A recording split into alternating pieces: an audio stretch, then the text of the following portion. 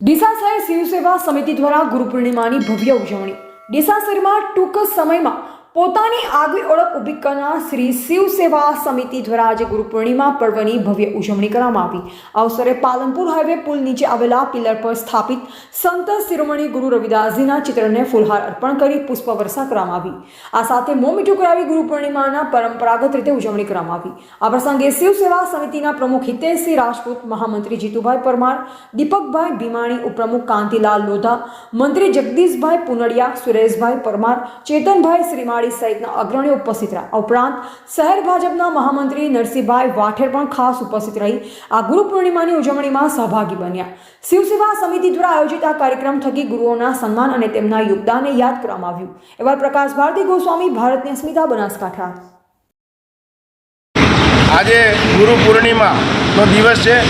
ગુરુ પૂર્ણિમા એટલે કહેવાનો મતલબ જે ગુરુ હોય છે, દરેક વ્યક્તિ ગુરુ વગરનો જે હોય એ નુગરો કહેવામાં આવે છે, અને દરેકના ગુરુ હોય જ છે।